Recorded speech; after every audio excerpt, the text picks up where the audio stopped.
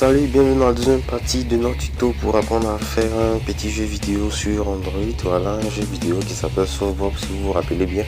Bon, ici je vous rappelle que les applications que j'utilise sont S Explorer pour explorer mes fichiers, créer facilement de nouveaux fichiers, de nouveaux dossiers. Et voici l'application qui me sert à éditer, qui est Writer. Voilà, c'est par là que j'ouvre mes fichiers et je les exécute. Donc le langage utilisé est HTML, JavaScript.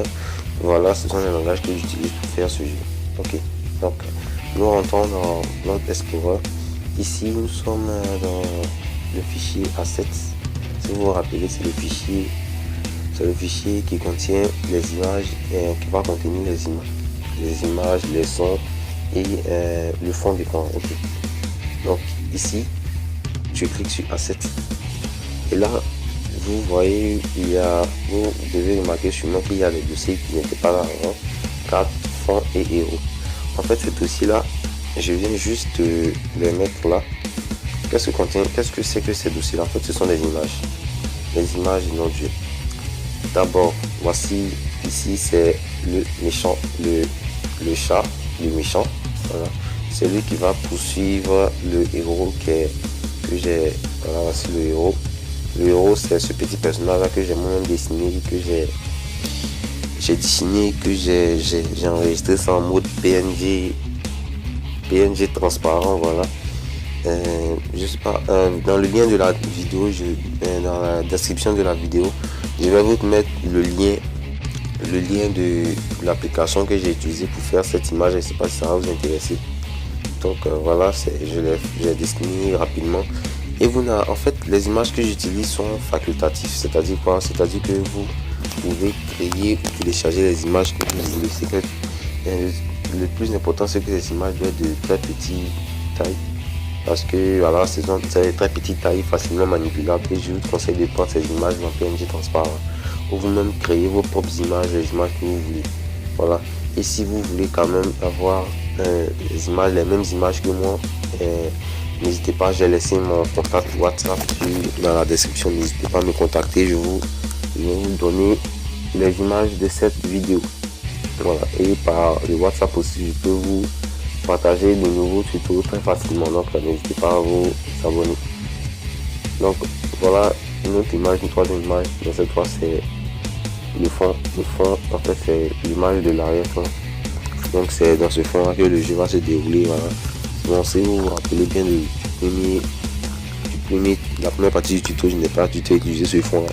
C'est une nouvelle image que j'ai vue, j'ai trouvé ça assez cool pour faire le fond. Donc voilà ces trois dossiers là. Donc je vais vous apprendre à faire entrer ces dossiers là dans notre page. Donc voici le index.html. Si vous vous rappelez, c'est la page qui va faire fonctionner tout notre jeu. Donc je rentre à l'intérieur, je joue toujours avec le même Writer. Donc si vous vous rappelez, toujours je joue avec lui. Writer Free, Writer, moi j'aime beaucoup la Writer. Donc si vous vous rappelez du premier tuto, nous avons là bien la page, les balises principales de la page Phaser. Voilà, on va en gaming à Phaser.game, la librairie Phaser. Voici la librairie Phaser ici. Ok, donc je lance, je vais vous montrer. Donc si vous vous rappelez bien ce qu'on avait fait la dernière fois, nous avons créé un carré tout noir là. Voici le carré tout noir. Ce carré tout noir va contenir tout notre jeu, voilà, comme je l'ai dit. Ok, donc nous allons commencer. Donc nous allons commencer à créer notre jeu. Dans la fonction période, comme je l'ai dit, nous allons charger nos différentes images. Pour ça, on fait game.load.image, on ouvre les limites et dans ça, nous allons mettre d'abord le premier élément, c'est le nom de l'image, le nom de l'élément, le nom qu'on veut pour l'élément. Donc je l'appelle fond. Bon, ça va être le fond d'écran bien sûr. Ensuite on écrit le chemin d'accès pour accéder. Donc le chemin d'accès c'est bien asset dans le dossier asset font.png. Donc on charge d'autres images, on charge les autres images. Je charge cette fois le point image, la même syntaxe. Je charge cette fois le héros. Donc je l'appelle héros et je mets le chemin d'accès comme l'autre. Donc après ça, nous chargeons la dernière image qui est le méchant, le chat. Donc game.load.image, je délimite, je mets le nom, je l'appelle cat ou chat, et je fais asset et je mets le chemin d'accès. Donc une fois que tout cela est fait, voilà, j'espère que vous comprenez. Donc là, voilà, j'ai les noms. Donc quit, c'est maintenant que nous allons payer là les images. C'est comme si ici, les images, tous les éléments du jeu ont fini de charger. Et maintenant, ils vont s'exécuter dans quit, c'est là le corps de la page, donc le corps du jeu. Ils vont maintenant, on va maintenant les faire intervenir. Donc si on lance actuellement, si je lance, vous allez voir que absolument rien ne va s'afficher si je lance. Vous voyez que absolument rien ne s'affiche. C'est parce que absolument rien ne s'affiche, c'est parce que les images n'ont pas encore dit que nous voulons implanter encore nos éléments. Ok, donc là on les implanter rapidement. Voilà. Donc là je commence d'abord, je fais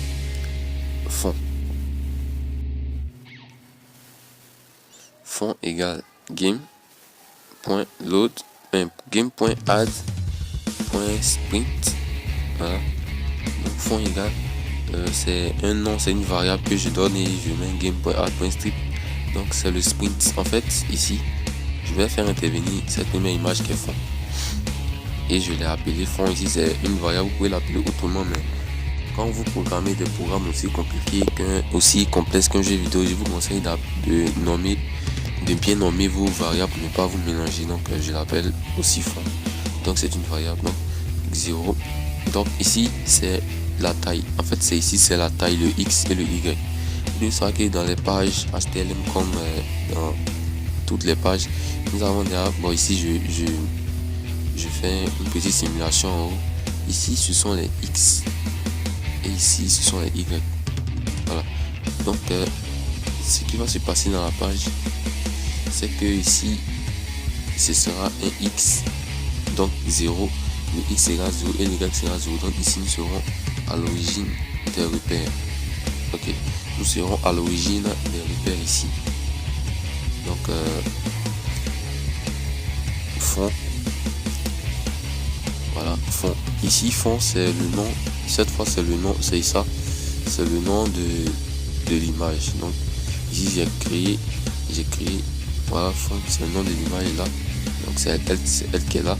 Donc ici j'ai créé simplement une variable que j'ai aussi appelée fond, qui contient le jeu, qui va faire intervenir le sprint du jeu. Ok, donc rapidement j'ai fait game.physique game.physique.startStyle. ok, .startTheme, excusez-moi, .startTheme. Ici qu'est-ce que j'ai fait? Je viens de créer une physique en phaser, on appelle ça la physique. La physique c'est comme si c'est comme les lois de physique qui vont s'appliquer sur le personnage que nous avons créé. Ok, donc ici j'ai fini de charger un fond d'écran. Là je vous montre, je lance, je vais vous montrer.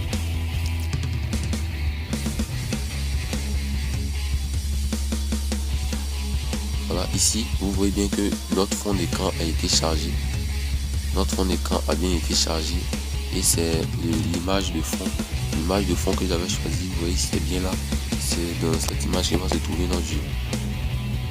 Donc voilà, ici maintenant la physique ne va pas s'appliquer au fond, ça peut s'appliquer à celui-là, le personnage héros que je vais bientôt faire intervenir dans la page. Donc je fais rapidement phaser.physique. Voilà, ça c'est la syntaxe dit que nous faisons intervenir la physique. Donc physique A4, donc c'est la physique A4. Donc ici je crois que nous allons créer notre héros. Notre héros, là on l'a implanté dans la page .sprint 10. Voilà, ce sont ses coordonnées, 10 en X, 10 en Y, et je mets le nom, son nom héros. Voici le nom là.